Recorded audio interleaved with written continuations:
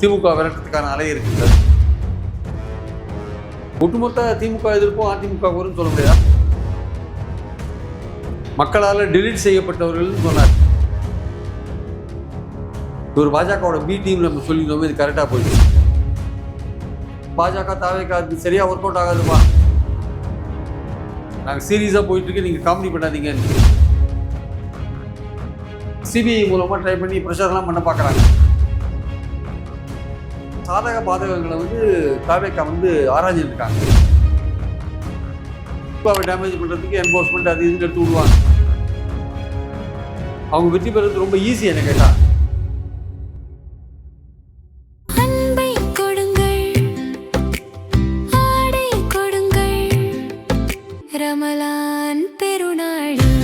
Super Saravana stores ஊடக அறத்தோடு செயல்பட்டு வரும் நியூஸ் ஃபோக்கஸ் தமிழ் சேனலை சப்ஸ்கிரைப் செய்து ஆதரியுங்கள்.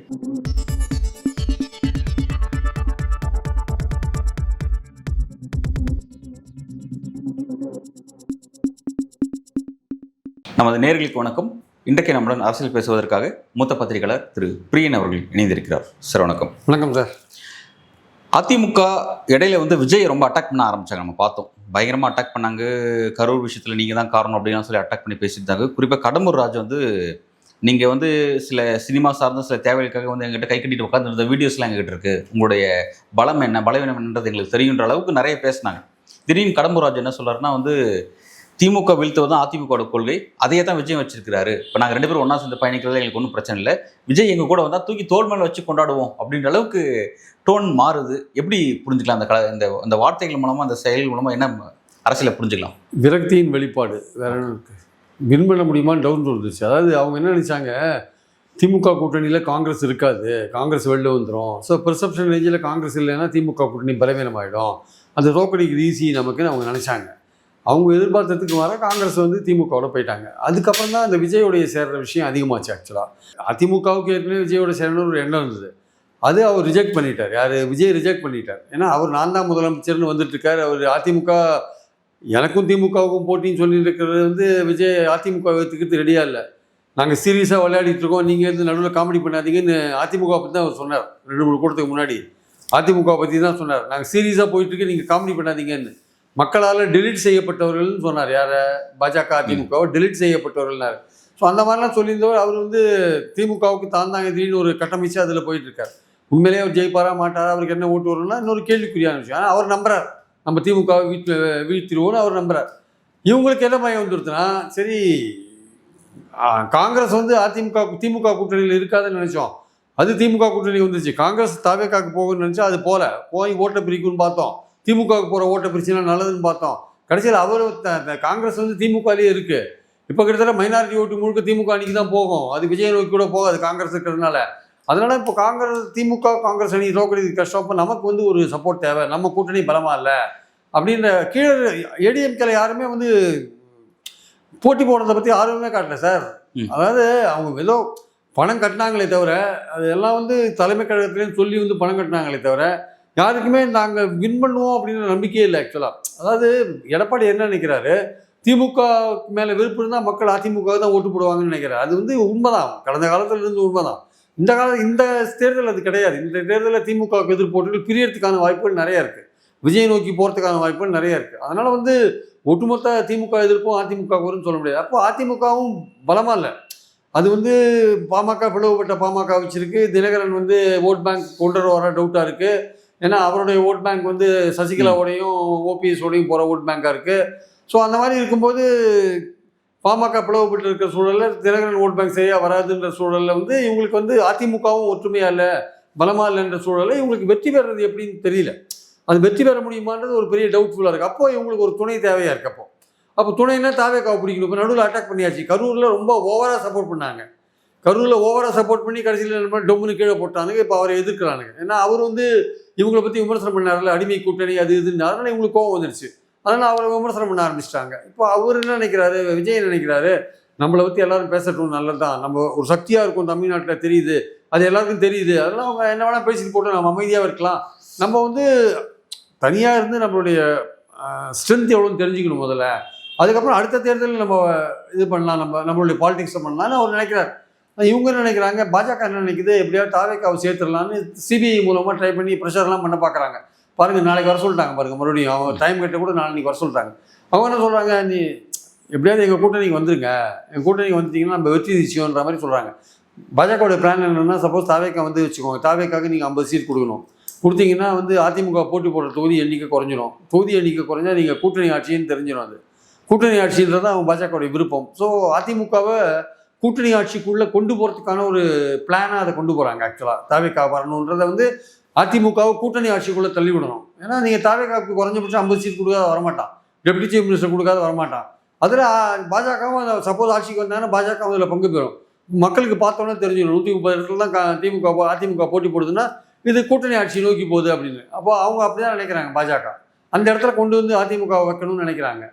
அதிமுக இப்போ என்ன யோசிக்கிறாங்க, இப்போ நம்ம முதல்ல வந்து தாவேக்கா பாஜக, தாவேக்கா அதிமுக கூட்டணி வேற, தாவேக்கா அதிமுக பாஜகன்ற கூட்டணி கெமிஸ்ட்ரி வேற. அந்த கெமிஸ்ட்ரிக்கு இந்த கெமிஸ்ட்ரி ஒத்துவர. தாவேக்கா அதிமுகனா வந்து உங்களுக்கு பாஜக பிடிக்காத பல கட்சிகள் வெளியில், ஈவன் திமுக கூட்டணியில் இருக்கிற கட்சிகள் கூட ஏதோ ஒரு காரணத்தில் வந்து சேரத்துக்கான வாய்ப்புகள் இருக்குது. பாஜக அங்கே இருக்கும்போது எவனும் வந்து சேரத்துக்கான வாய்ப்புகளே கிடையாது. அப்போது அதிமுகவும் இப்போ பாஜக விட்டு வெளில வர முடியாது. அவங்க வெளில வந்தாங்கன்னா பாஜக பயங்கரமாக ரியாக்ட் பண்ணுவாங்க. அது 29 வரையும் ஆட்சியில் இருக்கிறதுனால இவங்களுக்கு ஒரு பயம் இருக்கும், அதனால் இப்போ வரமாட்டாங்க. ஸோ இப்போ என்ன பண்ணுறது, அதிமுகவுக்கும் இஷ்டம் இல்லை, இப்போ இஷ்டம் இல்லை. ஆனால் வந்து என்ன சொல்கிறாங்க, பாஜக ப்ரெஷர் பண்ணுறாங்க, தாவேக்காவை எப்படியாவது நம்ம கூப்பிடணும். அவங்க தாவேக்கா ரியாக்ட் பண்ணவே மாட்டேன்றாங்க. அதிமுகவை ஓரளவு சம்மதிக்க வைக்கணும்னு பார்க்குறாங்க. அதிமுக ஓரளவுக்கு சம்மதிச்சிட்டாங்க. சரி, வேறு வழி இல்லை, திமுக எதிர்க்கிறதுல நம்ம எல்லாம் ஒன்றா இருக்கலாம், அவரை கூப்பிடலான்ட்டு. அவரை கூப்பிட்டா கூட்டணி ஆட்சியை நோக்கி இந்த அதிமுக கூட்டணி போகும். அது மட்டும் இல்லை, கூட்டணி ஆட்சி நோக்கி போகிறது மட்டும் இல்லை, அப்படி சேர்ந்தால் அது வந்து திமுக அணியை வந்து ஃபைட் பண்ணோம் அப்படின்னு சொல்கிற ஒரு விஷயத்தில் வந்து அதில் இன்னும் சந்தேகம் இருக்குது. ஏன்னா இவங்க அரித்மெட்டிக்கலாக இவங்க பலமாக கூட இருக்கலாம், ஆனால் கெமிஸ்ட்ரியில் இவங்க வீக் ஆகிடுவாங்க. தாவேக்கா பாஜக கூட்டணி வந்து முதல்ல கெமிஸ்ட்ரி ஒர்க் அவுட் ஆகாது. ஏன்னா அவர் வந்து பாஜக கொள்கை எதிரின்னு சொல்லிட்டு உள்ளே வர்றாரு, ஒர்க் அவுட் ஆகாது. அவர் வந்து இங்கே சேர்ந்தாருன்னா இந்த அணிக்கு, அதிமுக பாஜக தாவேக்கா அணிக்கு ஒரு மைனாரிட்டி ஓட்டு வராது. 14% ஓட்டும் அப்படியே நேரம் அங்கே போயிடும், திமுக அணிக்கு போயிடும். அதுக்கப்புறம் ஒரு 20-22% வாங்கி அவங்க வெற்றி பெறுறது ரொம்ப ஈஸி. என்ன கேட்டால் பல பேர் நினைப்பாங்க இவங்க தாவேக்கா அதிமுக பாஜக சேர்ந்தால் அது ஒரு பெரிய ஒரு ஃபோர்ஸாக மாறும்னு நினைப்பாங்க. மாறலாம், ஆனால் அதுக்கு கீழே கிரவுண்ட் லெவலில் கெமிஸ்ட்ரி ஒர்க் அவுட் ஆகாது. கெமிஸ்ட்ரி ஒர்க் அவுட் ஆகாத போது என்ன ஆகும்னா 14% மைனாரிட்டி ஓட்டு அங்கே போயிடும். இவங்க என்ன தான் இந்து கன்சாலிடேஷன் பண்ணால் கூட அதிகபட்சமாக 30-35-2% மேலே கன்சாலிடேட் பண்ணுறதுக்கான வாய்ப்பே கிடையாது. அப்போ அவங்க அது தவிர இவங்க 3 பேர் ஒன்றா சேர்ந்து கூட்டணி ஆட்சி அப்படின்ற பட்சத்தில் மக்கள்கிட்ட வந்து நம்பிக்கை பெறாது. கூட்டணி ஆட்சி பாது, நாளைக்கு சண்டை போட்டுப்பாங்க, பிரிஞ்சுப்பாங்க. இதில் பாஜக வேறு இருக்குது, பாஜக வந்து அவங்க இன்ஃப்ளூயன்ஸ் பண்ணுவாங்க, அது இந்துத்துவ ஆட்சியாக மாறிடும் அப்படி இப்படின்னு சொல்லிட்டு அப்போ தாவேக்காவும் செகண்டரி ஃபோர்ஸ் ஆகிடுவான். பாஜக அதிமுக தான் முதன்மை ஃபோர்ஸாக இருக்கும். அப்போது எடப்பாடி தான் முதல்வர் வரனா, அப்போ அதுக்கு இவங்க என்ன சொல்கிறாங்க, நாங்கள் 2 வருஷம் முதலமைச்சராக இருந்துக்கலாம் அப்படின்ற ஒரு விஷயத்த ஒரு பாஜக ஐடியா வைக்கிறாங்க. நீங்கள் 2 வருஷம், அவர் 2 வருஷம் இருக்குன்னு. அதில் கூட முதல் 2 வருஷம் நாங்கள் இருக்கணுன்ற மாதிரி தாவேக்கா சொல்கிறதா ஒரு தகவல் இருக்காங்க. இன்னும் அந்த அளவுக்கு அது போச்சா இல்லையான்னு தெரியாது. அதனால் என்னென்னா இதில் இருக்கிற சாதக பாதகங்களை வந்து தாவேக்கா வந்து ஆராய்ஞ்சிருக்காங்க. ஒரு பக்கம் சிபிஐ வச்சு ஓரளவுக்கு உங்கள் சார்ஜ் ஷீட்டில் சேர்த்துருவோம், இல்லாட்டி நீங்கள் ஒத்துருந்தீங்கன்னா எங்கள் கூட வந்தீங்கன்னா செந்தில் பாலாஜியை சார்ஜ் ஷீட்டில் சேர்ப்போம், நீங்கள் வரலைன்னா உங்களை சேர்த்துட்டு செந்தில் பாலாஜியை விட்டுருவோம் நாங்கள் அப்படின்ற மாதிரி வைக்கிறாங்க. இப்போ இவருக்கு விஜய்க்கு வந்து ஒரு பிரச்சனையான விஷயம்தான். அவர் வந்து பாஜக வேண்டாம், நாங்கள் தனியாகவே போகிறோம், எங்கள் ஸ்ட்ரென்த்தை தெரிஞ்சுக்கணும்னு போனார்னா பரவாயில்ல, அவர் போகிறாரா இல்லைன்றதை பொறுத்து இருந்தால் பார்க்கணும். ஆனால் பேச்சுவார்த்தை ஏதோ ஒரு வகையில் ஓடின்னு தான் இருக்குது. பவன் கல்யாண் மூலமாகவோ ஏதோ ஒரு வகையில் எடப்பாடி பழனிசாமி மறுக்கிறாரே சார். எடப்பாடி பழனிசாமி நிருபர்களை சந்திக்கும் பொழுது இந்த கேள்வி அவங்க கேட்குறாங்க, இல்லை அப்படிலாம் கிடையாது அப்படிங்கிறாரு. அவர் எல்முருகன் என்ன சொன்னா எல்லாரும் வருவாங்க எங்கள் கூட்டணிக்கு அப்படின்ற மாதிரி அவர் ஒரு மாதிரி சொல்லிட்டு போகிறாங்க. யாரையுமே வந்து தாவேக்கா வேண்டாம் இல்லைங்க, தாவேக்காவோட கூட்டணி கிடையாதுன்னு யாரும் சொல்ல மாட்டாங்க. எல்லாம் திமுகவை எதிர்க்கிறவங்க எல்லாரும் ஒன்று சேருக்குன்னு தான் சொல்கிறாங்க. பாஜக எதிர்க்கிறவங்க எல்லாரும் ஒன்று சேரலையா? தேமுதிக தவிர மற்ற அந்த அணியில் இருக்கிற எல்லாருமே பாஜக எதிர்க்கிறவங்க தான். தேமுதிக மட்டுமே பாஜக எதிர்க்காத இருக்குது. இப்போ அவங்களும் அங்கே போனால் பாஜக எதிர்க்க வேண்டிய கட்டாயத்துக்கு வருவாங்க. ஸோ அந்த சூழல் இருக்கும்போது திமுகவை எதிர்க்கிற எல்லாரும் எங்கள் கூட வரணும் அப்படின்னு சொல்கிறது வந்து இயல்பான விஷயம். அதில் தாவேக்கா வரணும். தாவேக்கா என்ன சொல்கிறாங்க, நாங்கள் ஒரு தனி சக்தி, நாங்கள் முதன்மை சக்தியாக இருக்கோம், எங்களாலே திமுக வீழ்த்த முடியும்னு அவங்க தனி லைன் எடுக்கிறாங்க. அந்த லைன்லேருந்து அவங்கள மீட் எடுத்து இங்கே உள்ளே கொண்டு வரணும்னு பாஜக ட்ரை பண்ணுறாங்க. அவங்க 2 ஐடியாவில் ட்ரை பண்ணுறாங்க. நான் சொன்ன மாதிரி ஒன்று கூட்டணி ஆட்சி நோக்கி போகணும்னு ட்ரை பண்ணுறாங்க. அதிமுகவுக்கு குறைவான இடங்கள் கிடைக்கும், அதை வச்சு கூட்டணி ஆட்சிக்கு போகலான்னு நினைக்கிறாங்க. அது தாவேக்கா என்ன நினைக்குது, தான் முதன்மை சக்தியாக வந்துட்டு இவங்களோட சேர்ந்தால் நம்ம 2வது இடத்துக்கு போயிடுவோம், அப்புறம் 31 வரையும் எடப்பாடி ஆட்சியில் இருந்தாலும் நம்மளை ஊச்சி கட்டிடுவார், அதனால் வந்து நம்ம இந்த கேமுக்கு ஒத்துக்கூடாது, நம்ம தனியாக இருந்து எவ்வளோ நம்ம பர்சன்டேஜ் வாங்குறோன்றதை பார்த்துட்டு அதுக்கப்புறம் முடிவு பண்ணிக்கலான்ற ஐடியாவில் அவங்க இருக்காங்க. இந்த இந்த இது வந்து மெட்டீரியலைஸ் ஆகுமானா ஆனாலும் ஆகலாம், ஆகாதையும் இருக்கலாம், சொல்ல முடியாது. ஆனால் ஒரு முயற்சி நடக்குது. திமுக கூட்டணியை நம்ம வீழ்த்த முடியாது அப்படின்ற ஒரு எண்ணம் வந்து அதிமுக பாஜக கூட்டணிக்கு வந்துடுச்சு. அதனால இது என்ன பண்றது, தாவேகா வீழ்த்து ஏதாவது பண்ணலாமா, இல்லை திமுகவை டேமேஜ் பண்ணுறது மூலமா ஏதாவது பண்ணலாமா அப்படின்ற மாதிரி யோசிக்கிறாங்க. தாவேகா வரலைன்னா திமுகவை டேமேஜ் பண்ணுறதுக்கு என்ஃபோர்ஸ்மெண்ட் அது இதுன்னு எடுத்து விடுவாங்க. ஆனால் எலெக்ஷன் நோட்டிஃபிகேஷனுக்கு அப்புறம்லாம் அதான் எடுத்து விட்டாலும் அதான் எடுபடாது, ஆக்சுவலாக எடுபடாது. அதனால இங்கே தெரிஞ்சால் இன்னொரு அதிகபட்சம் போனால் இன்னைக்கு நாளைக்கு எலெக்ஷன் அனௌன்ஸ் பண்ணுவாங்க சார். அதிகபட்சம் போனால் மனு தாக்கல் பண்ணுறதெல்லாம் பார்த்தா அதிகபட்சம் இன்னொரு ஒரு வாரத்துக்குள்ள இந்த விஷயத்துக்கு முடிவு வந்துடும். ஆனால் மேக்சிமம் தாவேகா வந்து அதிமுக பாஜக கூட்டணிக்கு போகிறதுக்கான வாய்ப்பே ரொம்ப ரொம்ப குறைவாக இருக்குது. ரொம்ப ரொம்ப குறைவாக இருக்குது, வாய்ப்புகள் குறைவு, ரொம்ப குறைவாக இருக்குது. ஒருவேளை போஸ்ட் எலெக்ஷன்ஸில் வந்து எலெக்ஷனுக்கு பிறகு இழுபறி நிலைமை வந்து கொஞ்சம் தாவேகா ஏதாவது ஒரு 10 இடம் வந்து வச்சுக்கோங்க, அப்போ அதோட உதவி தேவையாக இருந்தால் அப்போது எடுத்துக்கலாம் நம்ம அப்படின்னு அந்த ஐடியாவும் உங்களுக்கு இருக்குது. அதனால் தேர்தலுக்கு முன்னாடி இருக்கிற கூட்டணியோட தேர்தலுக்கு பின்னாடி இருக்கிற வாய்ப்பு வந்தால் தேர்தலுக்கு பின்னாடி கூட்டணி சேர்றதுக்கான அந்த கிரவுண்டை வந்து சரி பண்ணி வச்சுப்பாங்களோன்னு தான் தோணுது ஆக்சுவலாக வந்து. ஓகே சார், இந்த முக்கியமான நேரத்தில் வந்து பிரதமர் மோடியுடைய அந்த பிரச்சாரம், அவரோட திருச்சியில் அவர் பேசிய அந்த பிரச்சாரம், குறிப்பாக வந்து திரும்ப திரும்ப குடும்பாட்சி அப்படின்னு தான் இந்த பக்கம் சொல்கிறாரு. ரெண்டாவது என்டிஏ ஆட்சி அமைஞ்சதுன்னா என்னென்ன நடக்கும் அப்படின்னு சொல்லதான் சில விஷயம் சொல்கிறாரு. அவருடைய வருகை, அவருடைய அந்த பிரச்சாரம்ங்கிறது என்ன இம்பாக்டை ஏற்படுத்துன்னு நீங்கள் பார்க்குறீங்க? ஒரு தாக்கத்தையும் ஏற்படுத்தாது. ஏன்னா அவர் வந்து ஒரே கூட்டத்தில் தான் மூணு தடவை ஒரே மாதிரி தான் பேசுகிறாரு. அதாவது திமுக ஊழல் சொல்கிறாரு, குடும்பாட்சின்னு சொல்கிறாரு, தமிழ்நாடு வந்து இதை திமுகவோட ஏடிஎம் மாதிரி இருக்குது அப்படின்னு சொல்கிறாரு, ஏன்னா இங்கே கொள்ளடிக்கிறாங்கன்னு சொல்கிறாரு. மறுபடியும் எல்லாமே NDA Sarkar, double engine Sarkar, NDA Sarkar சொல்கிறாரு. அதனால் வந்து இது வந்து பெரிய விஷயம் கிடையாது. அது வந்து என்னென்ன பேசிகிட்டு இருக்காரோ அதே தான் திருப்பி பேசிகிட்டு இருக்காரு. மத்திய பாஜக ஆட்சியில் வந்து தமிழ்நாடு நிறைய இம்ப்ரூவ் ஆகிருக்கு, நிறையா திட்டங்கள் நாங்கள் கொண்டு வந்திருக்கோம் அப்படின்ற விஷயங்களையும் சேர்த்து சொல்கிறார். திமுக ஆட்சியில் ஒன்றுமே நடக்கலை, திமுக எந்த திட்டங்களும் நடக்கலைன்னு சொல்கிறார். அதே திருச்சியில் 2 நாள் முன்னாடி ஸ்டாலின் கூட்டம் போட்டு ஒரு பெரிய பட்டியலை படித்தார். தமிழ்நாட்டுடைய வளர்ச்சி க்ரோத் ரேட்லாம் எப்படி இருக்குது, 11.19%, அதெல்லாம் அவர் தான் படித்தார் அவர் ஆக்சுவலாக. ஆனால் இவர் வந்து எதையுமே ஒத்துக்க ரெடியாக இல்லை. நாங்கள் தான் தமிழ்நாட்டுக்கு நிறையா பண்ணுறோம், செல்வம் தான் நிறையா பண்ணுது, அதனால் வந்து இது ஊழல் ஆட்சியை விரட்டணும், தமிழ்நாடு முழுக்க ஒரு அலை இருக்குது, திமுக விரட்டத்துக்கான அலை இருக்குன்றார். எனக்கு தெரிஞ்சு திமுக விரட்டத்துக்கான அலை இருக்கிறாமல் எனக்கு தெரியல. திமுக மேலே அதிருப்தி இருக்கே தவிர அது ஒழிச்சு கட்டணுன்ற மாதிரியான எண்ணம் மக்கள்கிட்ட இருக்கிற மாதிரி எனக்கு தெரியல. அது கூட்டணி ரீதியாகவும் பலமாக இருக்கிறத பார்க்குறோம் திமுக அணி. அது இவங்களுக்கு கூட்டணி ரீதியாகவும் பலமாக இல்லை. ரெண்டாவது வந்து அந்த கூட்டத்தில் இருக்கிற எடப்பாடி நேற்று அவர் மீட்டிங்கில் அவரோட படமே போடலையா, என்ட்ரன்ஸில் அவரோட படமே போடாத விட்டுருக்காங்க. அப்புறம் சொல்லி போட்டாங்களா இல்லையான்னு தெரியாது. அப்புறம் பிரைம் மினிஸ்டர் பேசும்போது வழக்கப்படி என்டிஏ சர்க்கார் தான் சொல்கிறாரே தவிர எடப்பாடி பேரையோ அதிமுக பேரையோ எதையுமே சொல்ல வரல. அதிமுகவுக்கு கொஞ்சம் கூட அதை பற்றி ஒரு இதே இருக்கிற மாதிரி தெரியல. இவங்க வந்து இப்போ பெருசாக நாங்கள் தான் அதிமுக ஆட்சி, எடப்பாடி முதல்வர்ன்றாங்க. ஆனால் ஒரு கூட்டணிக்கு தலைமை தாங்கிற என்டிஏவோட முக்கியமான பிரதமர் வந்து அதிமுகன்ற ஒரு கட்சியை வந்து கண்டுக்கிற மாதிரியே தெரியல. அவங்க தான் வந்து கூட்டணிக்கு தலைமை, இல்லை எடப்பாடி தான் முதல்வர், எடப்பாடி முதல்வர் ஆகணும், அவர் கருத்தை வளப்படுத்துங்களா, அவருக்கு ஓட்டு போடுங்களா, அந்த மாதிரி விஷயம் எதுவுமே சொல்ல. என்டிஏ சர்க்கார் அப்படின்னாரு. அப்போ இது இன்னும் வந்து அவங்களுக்குள்ள வந்து இன்னும் ஜெல்லாகலன்னு தான் இருந்தால் கேட்டால் வந்து அவங்க அப்படி தான் பேசுவாங்க. ஆனால் இங்கே வந்து அதிமுக ஆட்சி தான் அப்படின்றாங்க. அதிமுக ஆட்சி நீங்கள் போட்டி போகிற இடத்த பொறுத்து தான் இருக்குது. எவ்வளோ நம்பர்ஸ் அங்கே கொடுக்க போகிறீங்க, உங்களுக்கு இன்னும் இட ஒதுக்கீடே முடியல, அங்கே இன்னும் இழுத்துன்னு இருக்கு. திமுக காங்கிரஸ் வெளிப்படையாக தெரிஞ்சதே தவிர அங்கே இன்னும் பாஜக அதிமுக உள்ள விஷயம் இஷ்யூ போயின்னு தான் இருக்குது. இவர் எவ்வளோ கொடுத்து அவங்கள கட்டுப்படுத்த போகிறாருன்னு தெரியல. ஸோ அதனால் இந்த மாதிரி சூழல் இருக்கிறப்போ நேற்று ஒரு பிரைம் மினிஸ்டர் பேசினது கூட்டமும் பெரிய அளவுக்கு இல்லைன்னு சொல்கிறாங்க. ஸோ அந்த அளவுக்கு இல்லை, அவங்க எதிர்பார்த்த அளவுக்குலாம் இல்லைன்னு சொல்கிறாங்க. ஸோ அதனால் அந்த பேச்சுன்றது வந்து இயல்பாக திமுகவை என்ன அட்டாக் பண்ணுறாரோ அதுதான் அவர் பண்ணியிருக்காருன்றதை நம்ம பார்க்குறோம் நம்ம. ஓகே சார், இப்போ இந்த மாதிரி நேரங்களில் இப்போ நீங்கள் 1 வாரம் தான் டைம் இருக்குன்னு சொல்கிறீங்க. இந்த 1 வாரத்துக்குள்ளே ஒருவேளை விஜய் வந்து இந்த அலைன்ஸ் என்டிஏக்குள்ளே வர்றாரு அப்படின்னா அது வந்து வரக்கூடிய நாட்களில் திமுகவுடைய வெற்றிக்கு எந்த அளவுக்கு வந்து தடை ஏற்படுத்தும், எந்த அளவுக்கு சவால் இருக்கும் அப்படின்னு பார்க்குறீங்க? அதாவது பேட்டில் வந்து இப்போ வரைக்கும் பார்த்தீங்கன்னா திமுக வந்து கிட்டத்தட்ட வந்து 25-28 கட்சிகள் அதில் சேர்ந்துட்டாங்க. இல்லை ஒரு பெரிய ஒரு பர்ஸ்பெக்டிவ் வாரில் பெரிய அளவில் முன்னாடி இருக்காங்க. என்டிஏ பலவீனமாக தான் இருக்காங்கிறது புரிஞ்சுக்க முடியுது. ஸோ விஜய் வராரு, இந்த 1 வாரத்தில் எல்லாம் பேசி முடிச்சு வராருன்னு வச்சுக்கோங்களேன். வந்தால் அந்த களம் எப்படி இருக்கும், ஃபைட் எப்படி இருக்கும்? வந்த உடனே அது வந்து ஒரு பெரிய ஒரு இதை கலப்போம், ஹைப்பை கலப்போம். அந்த கூட்டணி பலமாயிட்ட மாதிரியான ஒரு ஹைப்பை முதல்ல கலப்போம். முதல்ல ஒரு வாரத்துக்கு அதை கலப்போம்.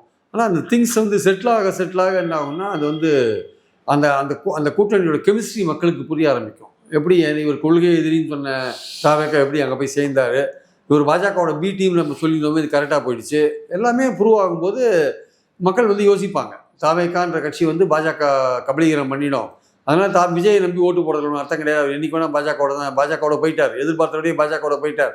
அதனால் வந்து இங்கே பாஜக எதிர்ப்பு ஓட்டுன்றது முக்கியமான ஓட் பேங்க் சார் தமிழ்நாட்டில். அதுதான் திமுகவோட முக்கியமான ஓட் பேங்காக இருக்குது. அதனால் அந்த ஓட் பேங்க் வந்து அந்த ஓட் பேங்க்கில் ஓட்டை போடணும்னு தான் விஜய் பார்த்தாரு. இப்போ அவரே பாஜக இருக்கிற அணியில் போய் சேர்ந்தாருன்னா அந்த ஓட்டெல்லாம் எதுவுமே அவருக்கு வரதுக்கான வாய்ப்பே கிடையாது. ஆனால் சார் இப்போ வரும் நாட்களில் வந்து ஸ்டாலின் வேணுமா வேணாம் அப்படிங்கிற எலெக்ஷன் அப்படிங்கிற மாதிரி தான் இந்த எலெக்ஷன் இருக்க போகுது. ஸோ அப்படி இருக்கும்போது மக்கள் வந்து நாடாளுமன்ற தேர்தலில் வேறு மாதிரியும் சட்டமன்ற தேர்தல் வேறு மாதிரியும் பார்த்தா வாக்களிக்கக்கூடிய மக்கள். அப்போ அப்படி இருக்கும்போது மக்கள் அதை கரெக்டாக புரிஞ்சுக்கிட்டு சரி புதுசாக விஜய் வந்திருக்காரு, அதிமுக ஒரு வாய்ப்பு கொடுத்து பார்ப்போமே அப்படின்ற மாதிரி மக்கள்கிட்ட அந்த இது தோணாதா? இல்லை, அதிமுக பாஜக பின்னாடி இருக்கிறது தான் பிரச்சனை. அதிமுக தனியாக இருந்தால் நீங்கள் சொல்கிற விஷயம் ஓகே. இல்லை, கடந்த எலெக்ஷன்லையும் பார்த்தீங்கன்னா வந்து இந்த அதிமுக பாஜக இருந்து தான் வந்து அந்த 60 அப்போ அவங்க ஆட்சியில் இருந்துட்டு வந்தாங்க. அதனால வந்து அது பிரின்சிபல் எதிர்க்கட்சியாக மக்கள் நம்பினாங்க. இப்போ சென்ட்ரலில் பாஜக ஆட்சி தான். சென்ட்ரலில் பாஜக ஆட்சியில் அதிமுக தலைமையில் கூட்டணின்றதை பாஜகவே சொல்ல மாட்டேங்கிறாங்களே. என்டிஏ சர்க்கார் இருந்தாங்கல்ல, என்டிஏ சர்க்கார் திருப்பி சொல்ல மக்களுக்கு நம்பிக்கை வராது. அது பாஜக தலைமையும் தான் நம்பிக்கை வரும். உண்மையிலே அது மக்கள் நம்பிக்கை வராது சார். ஆமாம் சார், பாஜக தலைமையும் தான் நம்புவாங்க. கூட்டணிக்கு கட்சிகள் ஏற்பாடு பண்றதுல பாஜக தான் பண்ணுது அப்படின்ற போது, இவர் டெல்லிக்கு போயிட்டு இவர் பேசிட்டு வர்றான்ற போது, இப்போ பாஜக தான் எல்லா வேலையும் பண்றாங்கன்ற போது, இப்போ பாஜக தமிழ்நாட்டுக்கு என்னென்ன துரோகம் பண்ணிருக்காங்களோ அதை பட்டியலிட வேண்டிய கட்டாயம் திமுகவுக்கு இருக்குல்ல. அப்போ வந்து தமிழ்நாடு கவர்மெண்ட்டுக்கு ஃபண்ட்ஸ் கொடுக்காது இருக்கிறது, தமிழ்நாடு கவர்மெண்ட்டோட செயல்பாடுகளை தடுக்கிறது, கவர்னர் மூலமாக பிரச்சனைகள் பண்ணுறது அப்படின்றத பண்ணும்போது மக்கள் அதெல்லாம் வந்து மத்திய பாஜக பண்ணுறதுன்னு தான் நினச்சிக்கிறாங்க. அப்போ அதுக்கு ஒரு பாடம் கற்பிக்கணும், இது மாநில எலெக்ஷன் இருந்தால் கூட ஒரு பாடம் கற்பிக்கணும். அதுக்கு பின்னாடி அதிமுக அந்த பாஜகவை வந்து கூட்டணி கட்சியாக வச்சுட்டு அதிமுக வருதுங்க, முகமூடி போட்டு வருது, நம்ம அதை ரெண்டுத்தையும் சேர்த்து ஒழிச்சு கட்டணும் தான் நினைப்பாங்க.